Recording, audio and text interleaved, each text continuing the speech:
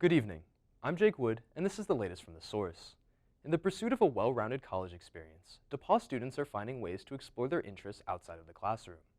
Today we highlight the journeys of two students who are passionate about their hobbies and pursuits. Our first featured segment we call Leave It on the Floor. My name is Saki.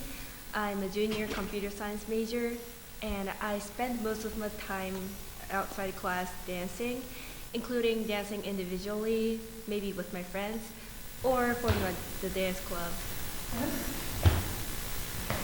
Dancing is really important for me because I think dancing is just something what I can feel really proud of myself, and I decided to keep dancing at college because I really struggled to make friends and find a connection with other people at college, but by dancing I could easily share my fun feelings with others, and also performing in front of people was also fun. See them getting excited and cheering for me, that was really fun.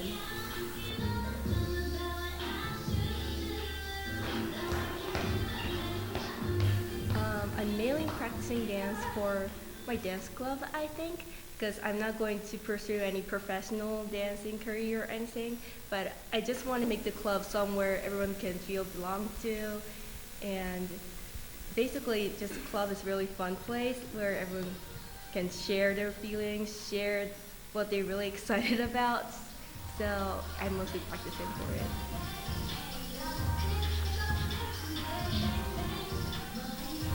I feel the most excited when I'm learning dance with my friends, especially because learning a dance takes so much time, and well, we struggle a lot, like watching a video and try to figure out what the dancer is doing. But when we finally learned it and we see each other in sync, like the moves in the sync, we get so excited, so happy. We even like shout or it's so much energy. It's really fun. In our second feature, we follow the story of a DePauw student who started his own band. Join us as we uncover the challenge of this musical adventure that we call the HeartThrobs.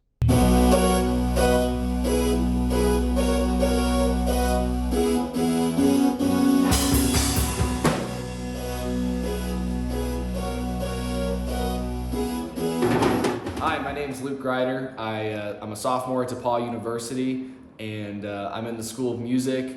I run cross country and track. I'm a management fellow. I work for the recording studio in the GCPA, and I'm also in the SAE house on campus. Starting a band is kind of something that I wanted to do even before I came to DePauw, and I had attempted to do that before, and it never really seemed to pan out. But then I had known a bunch of these guys from different places, from jamming with them in different settings, and so I thought, all of these guys are pretty musically capable and I get along with all of them, so I decided to form a band and they all went along with it. Our band is called the HeartThrobs. A friend of mine, Jack Guiley, actually came up with that name and I thought it was good, so we stuck with it. We've only been at this for about a month and a half, but it's coming along pretty nicely.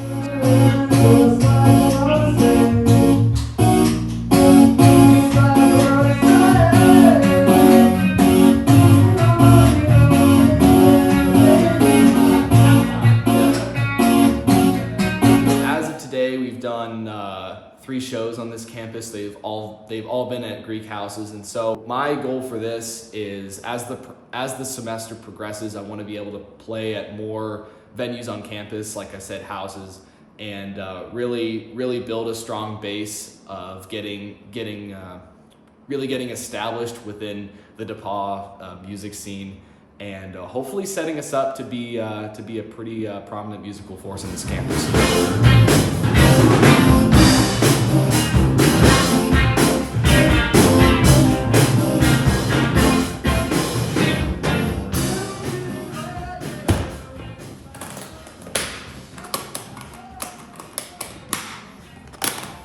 We will now have our weekly War Room segment, in which I will provide an update on pressing international affairs as well as expert analysis. Saudi Arabia and Iran have announced that they will be reopening diplomatic relations after nearly a decade of tensions between the two states. In a deal brokered by China, both countries agreed to reopen embassies and resume normal diplomatic activities with each other. The deal has been seen as a major geopolitical victory for China, which has been attempting to assert itself as a global actor outside of its immediate geographic region. As Middle Eastern states observe a gradual American withdrawal of involvement in the region, China is stepping up to fill the void of the U.S. The reopening of diplomacy between Saudi Arabia and Iran may also provide a path to resolving the ongoing civil war in Yemen, in which both countries have supported opposing sides. In other news, a drone belonging to the United States Armed Forces collided with a Russian fighter jet over the Black Sea on Tuesday, March 14th. U.S. officials claim the drone was on a routine mission over international waters when two Russian fighters attempted to intercept it, resulting in a collision that downed the drone. Russian sources claim that a, quote, sharp maneuver resulted in the drone crashing rather than a collision. They also claim that the aircraft was flying with its transponders and communication equipment turned off. This is yet another example of the rising tensions between the United States and Russia as a result of the unprovoked invasion of Ukraine that began in February of last year.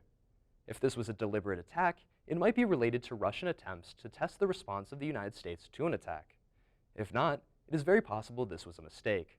Regardless, this incident has not helped relations between the two states. For our final story, militant violence is once again on the upswing in Northern Ireland as dissident Irish Republican groups continue their campaign against security forces in the territory. Several weeks ago, on February 22nd, a shooting attack was carried out targeting Northern Ireland police that was attributed to the New Irish Republican Army, a merger of several dissident groups that emerged in 2012. In response, police have launched an investigation into the group that has resulted in several arrests, including the arrest of a 42-year-old in the Cregan area on Wednesday, March 15th. Another dissident group, known as Arm Na Poblachta, or ANP, released a statement to the press claiming responsibility for placing explosive devices in the Lettershandenay area last Sunday, March 5th. In the statement, the group also threatened that families of police officers would also be targeted, which has drawn widespread condemnation. Dissident Irish Republican groups have been active since the end of the Troubles in 1998, where Irish Republican paramilitary groups fought against the British state to unify the island. These groups, while violent, are relatively small and their activities have declined in recent years. This new resurgence seems to be linked to attempts by dissidents to reignite their militant struggle and retain relevance in Northern Irish politics. Thank you for watching The Source. Follow us on social media at D3TV and stay tuned for the real news.